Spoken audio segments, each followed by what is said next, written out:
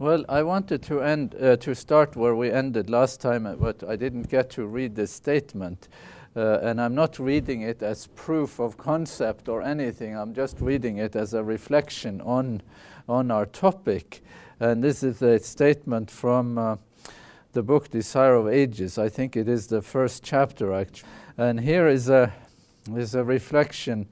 The work of redemption will be complete in the place where sin abounded. God's grace much more abounds. The point here is that there is more than paradise regained. There is more.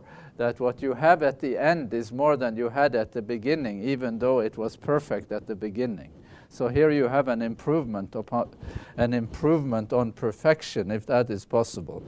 In the place where sin abounded, God's grace much more abounds. The earth itself, the very field that Satan claimed as his, is to be not only ransomed, but exalted. Our little world, under the curse of sin, the one dark blot in his glorious creation, will be honored above all other worlds in the universe of God.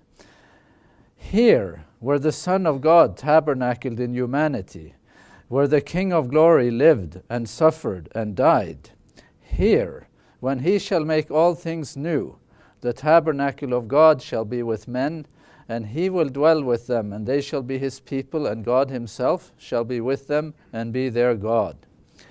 And throughout ceaseless ages, as the redeemed walk in the light of the Lord, they shall praise him for his unspeakable gift, Emmanuel, God with us. Now, the more than paradise regained here, that perspective, just to add this voice to our portfolio here, is just seems to me to support the notion that what you have is the earth restored and not another earth. See the Christological argument that is made here, where the Son of God tabernacled in humanity, where the King of glory lived and suffered and died. Does that suggest that this world is abolished and replaced with another world?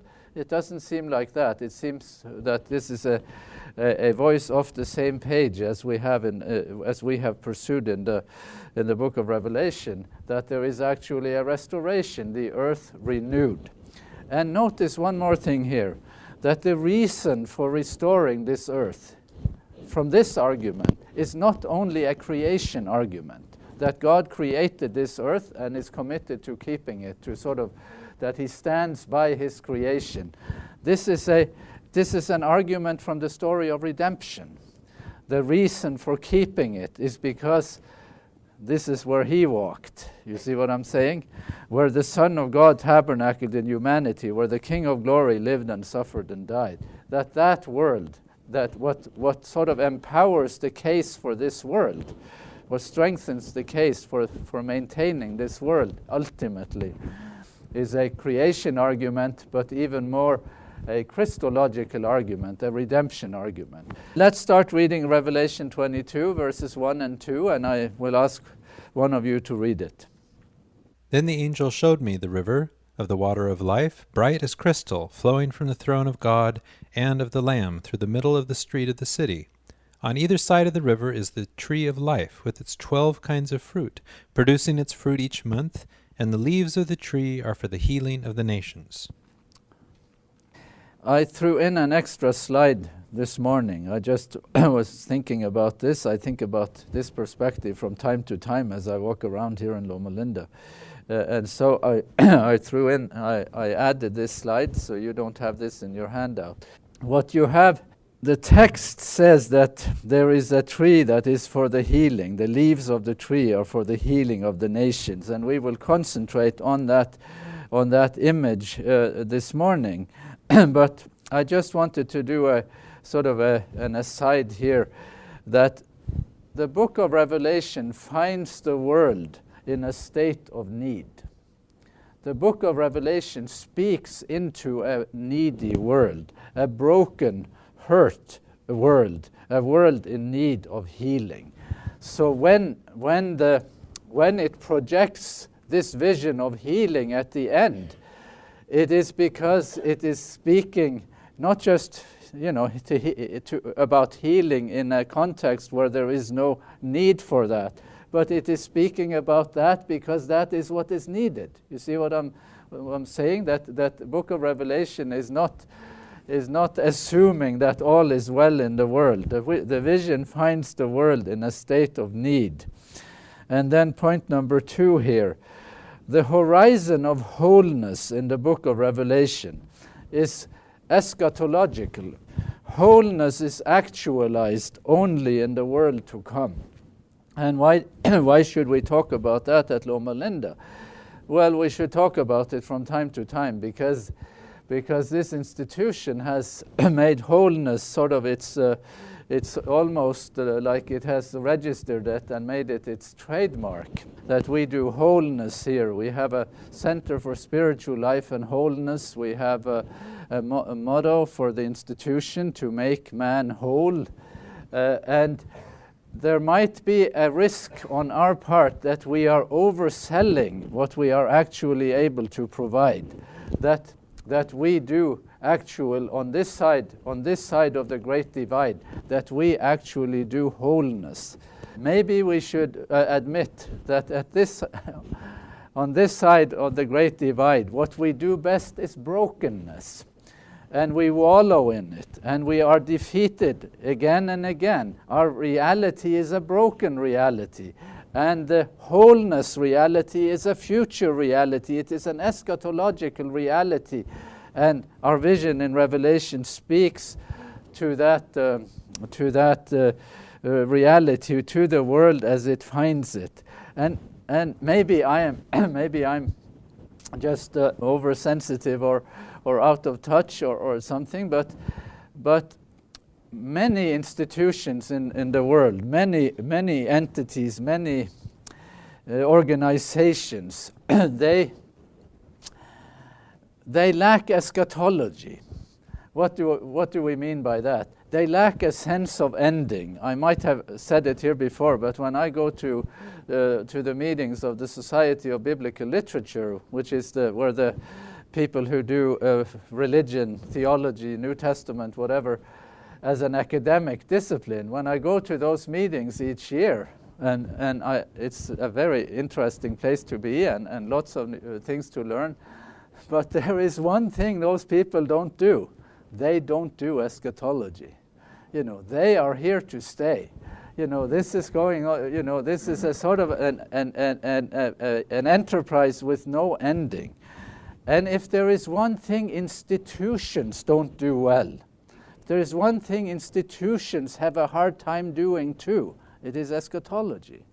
Because institutions have to project stability. Institutions have to believe in themselves. Institutions have to sort of plan for tomorrow and so on. They cannot plan for their own, they cannot plan for themselves going out of business. Institutions project permanence, even in a world of impermanence. Do I think that is a problem at Loma Linda? I do. There is an absence of a sense of ending. And now we're going to embark on a new sort of big project with lots of new hardware going up here the next decade or so, if I have heard, that's the rumors I have. And by all means, the institution might have to do that. This might just be what you need to do to do business in this world.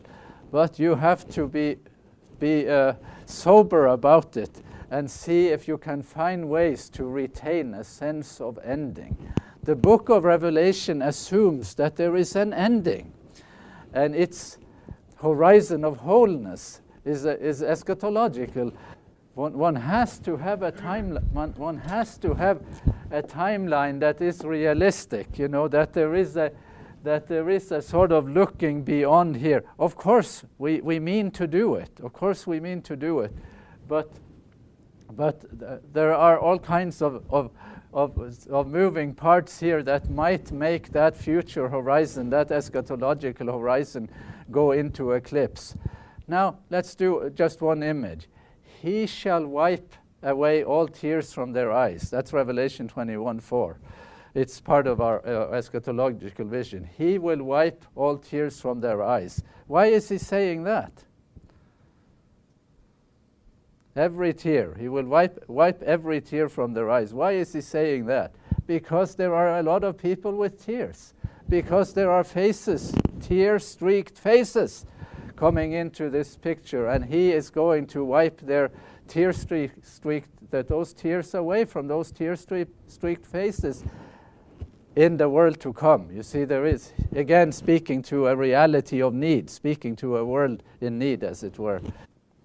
Well, in this world, if we do wholeness here, we will spell it with we can spell it here with a capital W, and then we have to spell it some other way in this world to retain a sense of the sort of finitude, the limitations that we have for our wholeness enterprises in this world. I have thought, well, maybe we should rename our center here the Center for Spiritual Life and Brokenness, and see how that would work. Just to play it safe, just to play it safe, that we do not oversell our hand on wholeness, because there is a limit to what we can do here. Now, I do not want to make this sort of that we should say, well, retreat and just wait for the world to come. But I don't think you hear it as that anyway. So, okay, the river of life. Here in the text, there is a river of the water of life coming into view. That flows from the throne of God and the Lamb. And let's do the Old Testament background text for this. Obviously, the first place to begin is in the story in Genesis 2. A river flows out of Eden to water the garden. And from there it divides and becomes 4 branches. This is the primeval world with the river, and it sounds like a river of life, even though it is not named that. It is only named a river. Here is another candidate text for the background or backgrounds for Revelation 22. This is an eschatological river.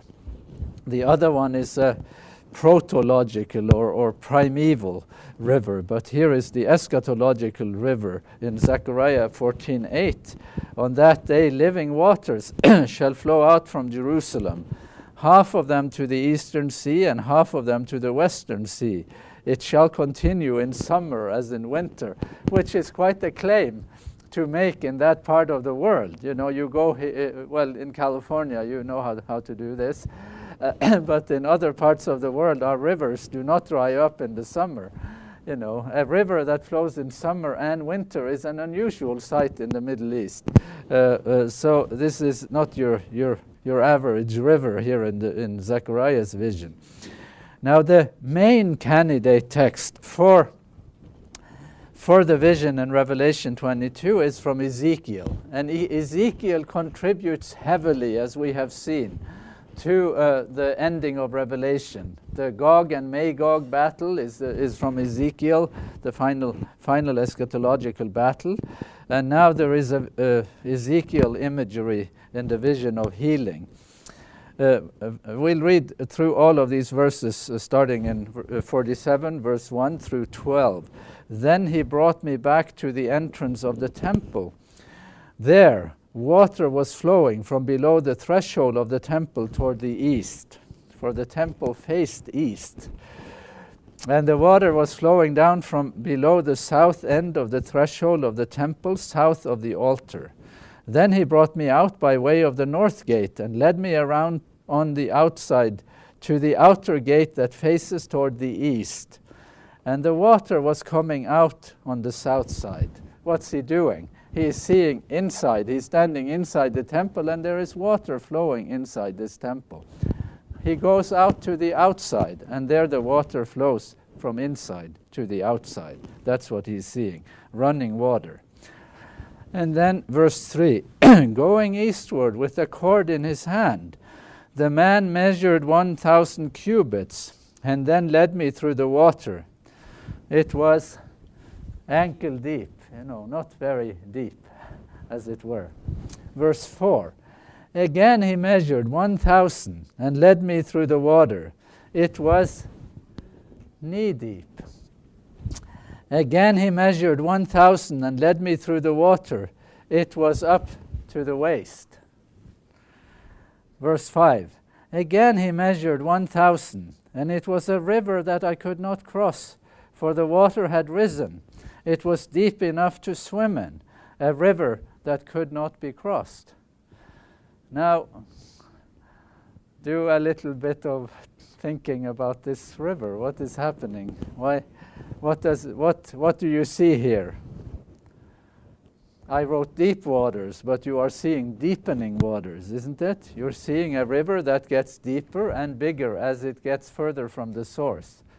Are we seeing that? We are seeing that, no question about that. Now, what's conspicuous? What is sort of counterintuitive with this sort of river? It shouldn't be. I mean, do rivers get bigger like this in real life?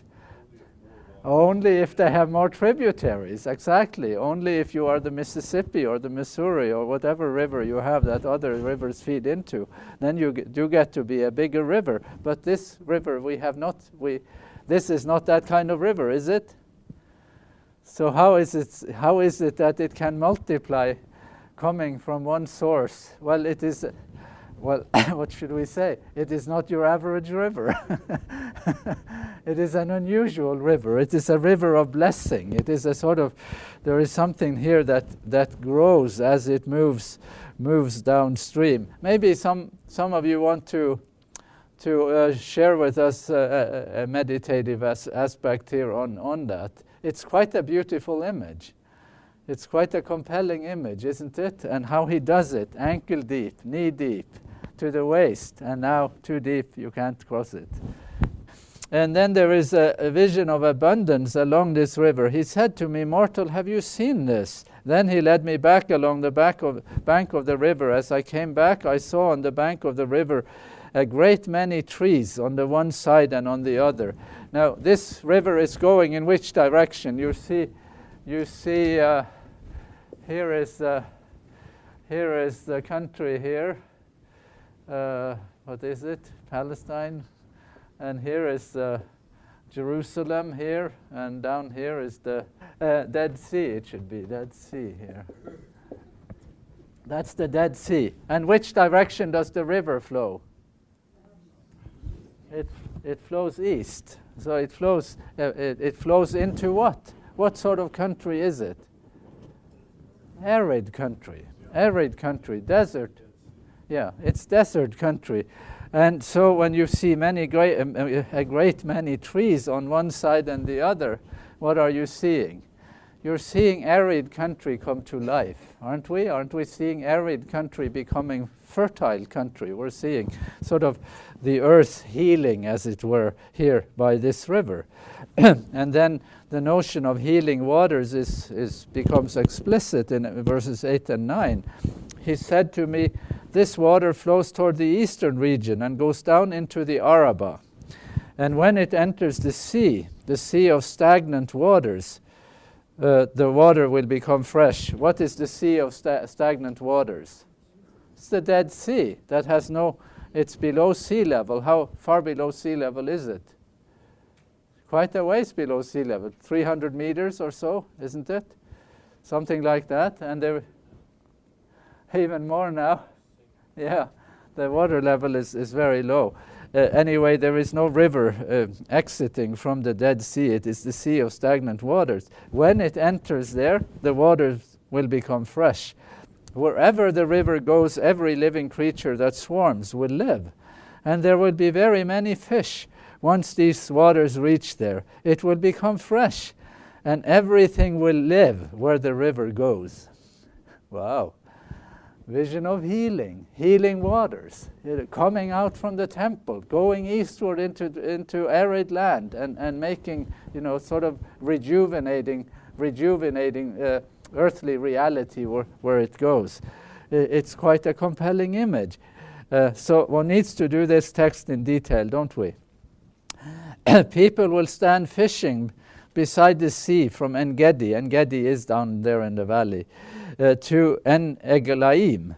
It will be a place for the spreading of nets. Its fish will be of a great many kinds, like the fish of the great sea. So anyway, I'm not saying that you will go fishing in the world to come, but if you insist on doing it, you would have a biblical warrant. If you want to literalize this completely, then you will you can do some fishing in the world to come. The picture is just that in this type of water, this side of eternity, there is no fish. It is not. It's not suitable for life. So here we see that the waters have been healed, and proof of that is the abundance of fish in it. Maybe so, more than the abundance of fishermen, as it were. But its swamps and marshes will not become fresh. They are to be left for salt. This is a concession to present reality for sure. Verse 12. On the banks on both sides of the river, there will grow all kinds of trees for food.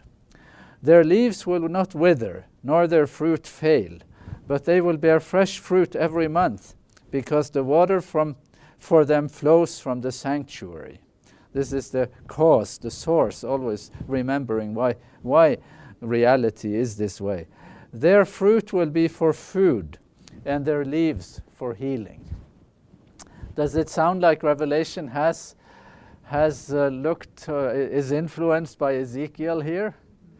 And Ezekiel, in turn, is influenced by Genesis. Surely the eschatological river and the primeval river, they do have something to do with each other, don't they?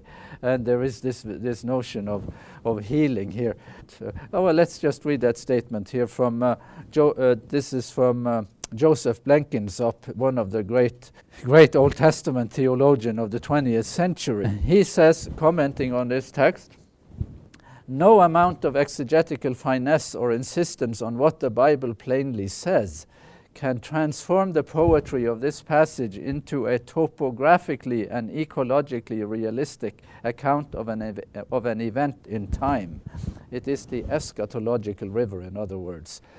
The richly symbolic language of water healing and bringing life and fertility to the wounded earth recalls, as we saw earlier, the great water source that fertilized Eden, flowing out in 4 branches around the inhabited world. And we read that text already. The logic, listen to this, the topography of this, of the sort of symbolic topography of the healing river, as it were. The logic of the symbolism requires that the headwaters arise on high land, the very high mountain to which Ezekiel was transported in 40 verse 2, and even the holy mountain of God, which, according to the poem of the king of Tyre, according to the poem of the king of Tyre, Eden was located. So here is that it's not, you cannot completely transpose the image into a known geographic reality, even though it does do that tangentially. This is the mountain of God, and the river is flowing downstream from the mountain of God. And when Blenkinsop even uses Ezekiel 28, what was the verse? 28:14. He is bringing into the picture what? Cosmic conflict imagery. Ezekiel 28 is one of the major texts for the cosmic conflict. And here we are sort of finding closure in the context, in the story of the cosmic conflict, in the notion of the healing river that flows from the mountain of God, as it were, alluding back to where the whole problem began. So, okay. Yeah, I thought that statement by Blenkinsop is actually quite amazing. I had underlined it in my book long ago, but I had never used it. And now I have, and I think it's an excellent way the way he brings it together and puts us back to the mountain of God, as it were, in the vision of the end. So, okay. Now back to Revelation 22:2. because it is not only Ezekiel here. And now let's read it again. On either side of the river is the tree of life with its 12 kinds of fruit, producing its fruit each month. That's Ezekiel. All of that is Ezekiel. And the leaves of the tree are for healing. That's Ezekiel too. But Revelation says something Ezekiel 47 did not say. The leaves of the tree are for the healing of the nations. The healing of the nations.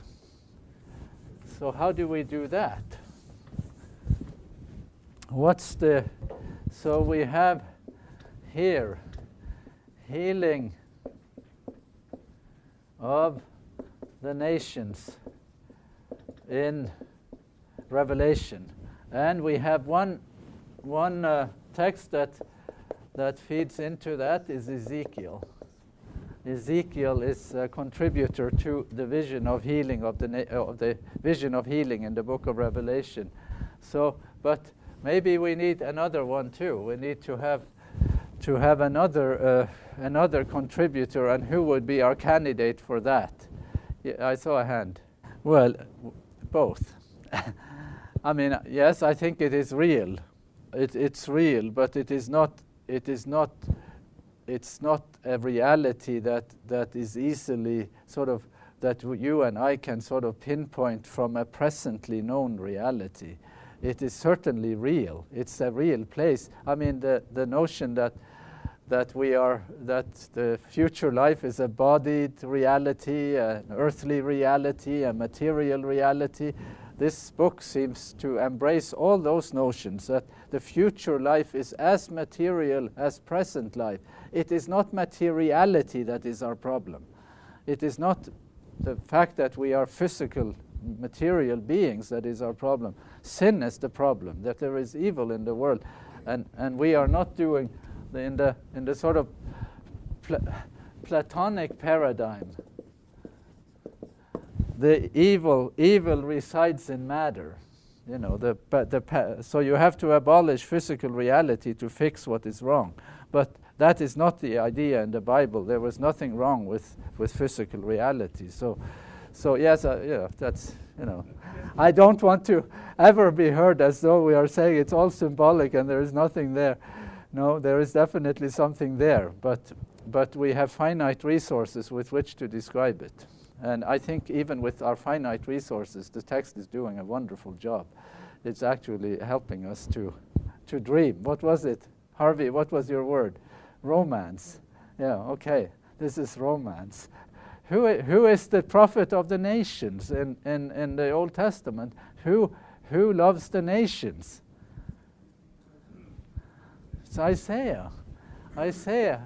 So our working hypothesis here is that much of the body of the vision in Revelation is actually taken from Ezekiel. But then what we're saying here is that the author of Revelation, he hears echoes. He hears certain things that stand out in his ears, that are sort of impacting his way of thinking. And one of the echoes that he cannot help hearing from Isaiah is the notion of the nations. So if you wish to read this in more detail, I gave a presentation on that topic, putting these things together. I might have shared it with some people in this group already, but I did it at one of our SBL sessions a couple of years ago. But let's do a few texts here and see, because now we're doing Isaiah as a candidate background for this notion of paradise regained, the healing of the nations. The primary text here is Isaiah 11, 1-10. And Isaiah 11, 1-10 has already been a key text.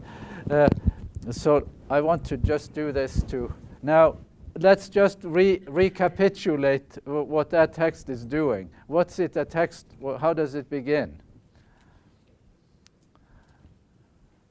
Isaiah 11 begins that there is a stump left from the root of Jesse, and that a shoot shall come up from the root of Jesse. And he is going to do all kinds of things. You know, he is a very unique individual who will, in many ways, bring healing to the nations. Where else in Revelation have we seen that text harnessed? What other part of Revelation has harnessed Isaiah 11? The most important text in the whole book of Revelation in terms of finding your way for the connection between the Old and the New Testament is there. Where is this notion of where else in Revelation have we heard this text? Revelation 5. You are in heaven, and there is a sealed scroll that nobody can open. And then there is a lot of weeping. This is existentially threatening. Nobody can open the scroll. And he weeps, and he means that you and I ought to weep too, that this should all threaten us, that nobody can open the scroll. We have said here in some detail that scroll represents human reality. There is nobody who can unseal the scroll of human reality or present human reality until who comes? Who can do it? The Lion of the tribe of Judah, the what? The son of Jesse. The son of Jesse. And with such simple means, Revelation 5:6, don't cry, because the Lion of the tribe of Judah, the son of Jesse, or the root of Jesse, Revelation has in its most sort of the problem solver of Revelation. The problem solver of Revelation is the son of Jesse, the root of Jesse. And he is, and so that text, Isaiah 11:1-10, is a very important text from the beginning of the book of Revelation. And I'm saying now it is an important text also in the ending of the book of Revelation. You cannot overvalue this text. They will not hurt or destroy on all my holy mountain, for the earth will be full of the knowledge of the Lord as the waters covers the sea. Is that a vision of healing? Surely that is a vision of paradise regained.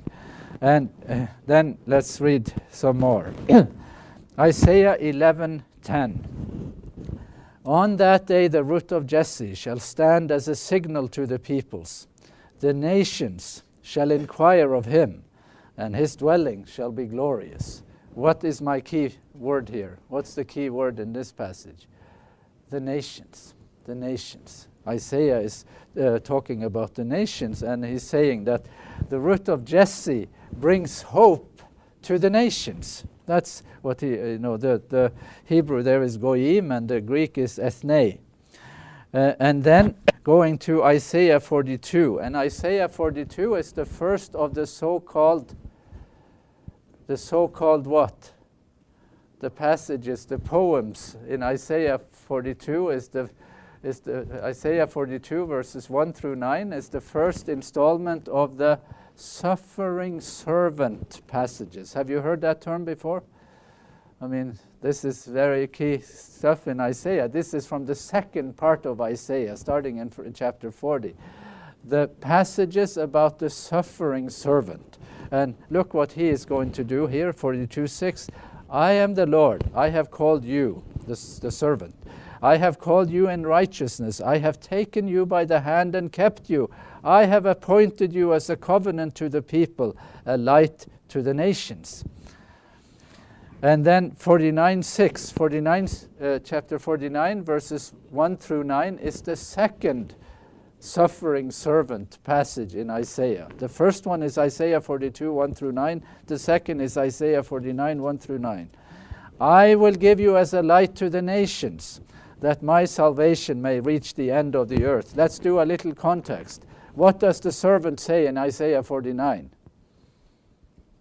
What is he saying there? It's too difficult. I can't do it. I'm wearing myself out. It's not going anywhere. That's what he's saying.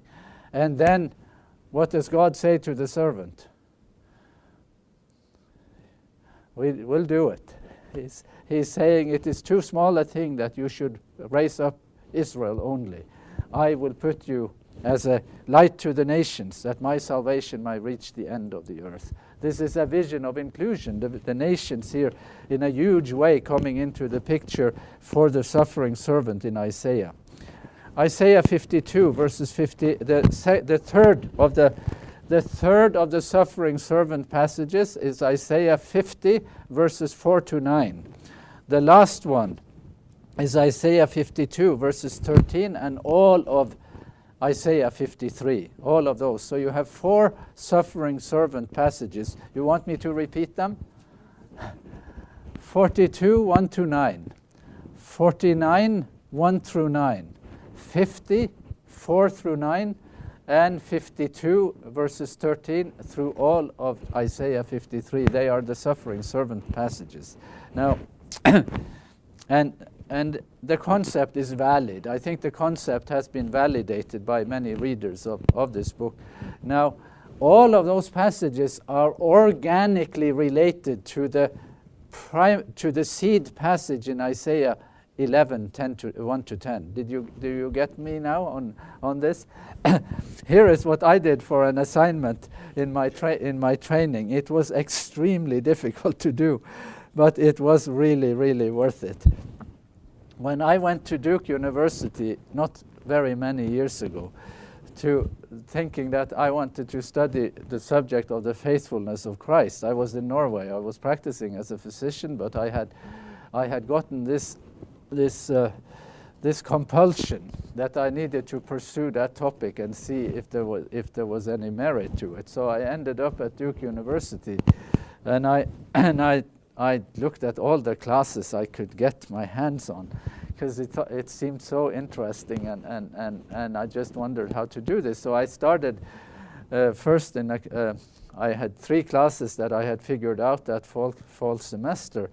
And then my 4th class, I started in a class on the minor prophets with a very esteemed Old Testament theologian who is an expert on the wisdom literature and on the subject of theodicy in the Old Testament.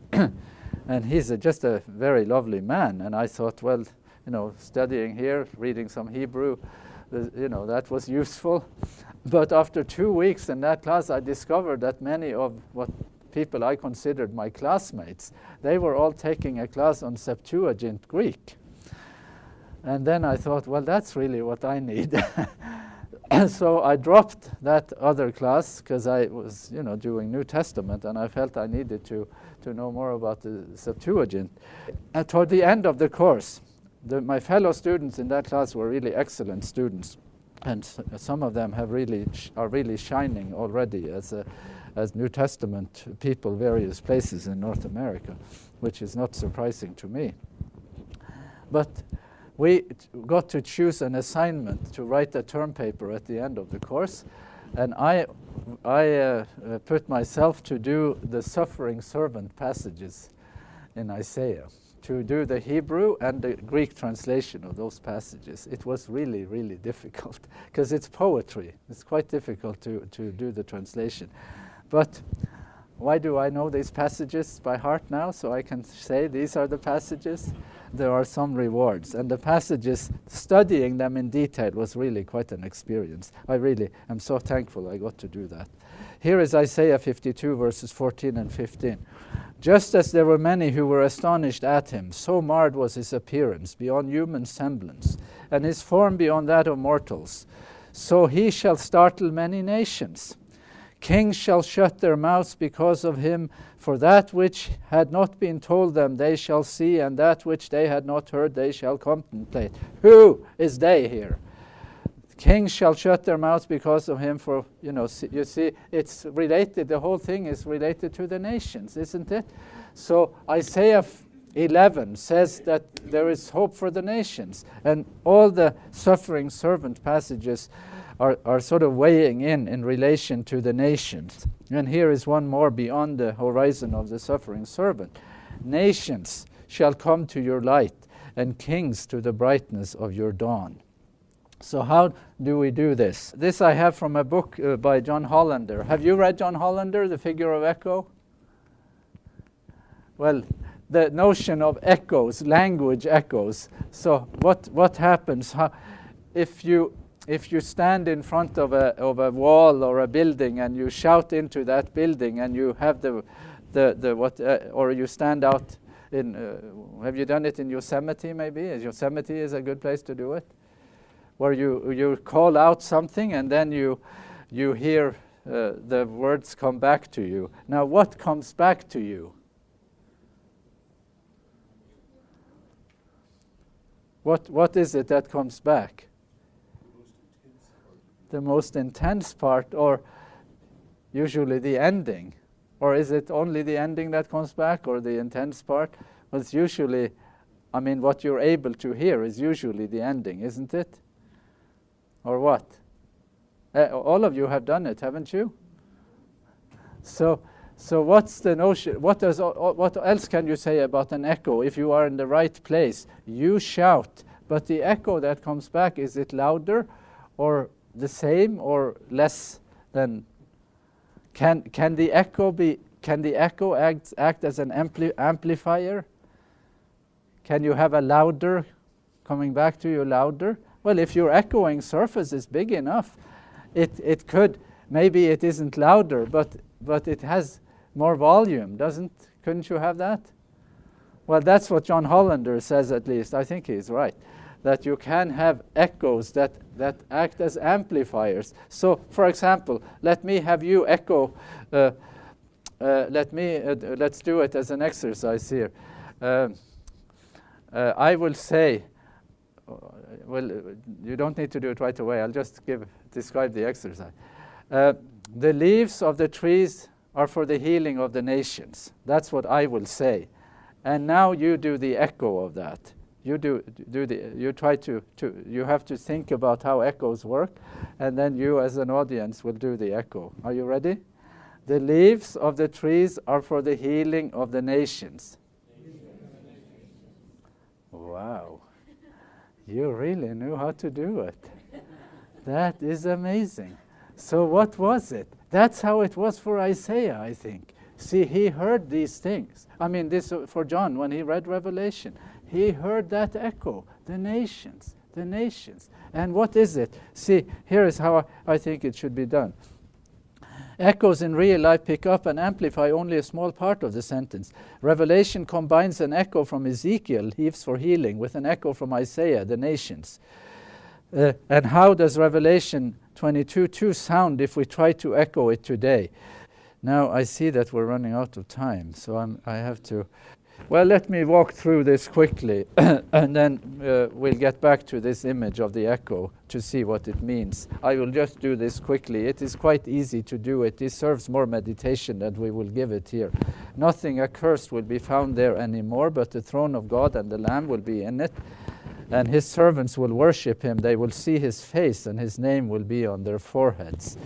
That's the next sort of big installment, to see God's face.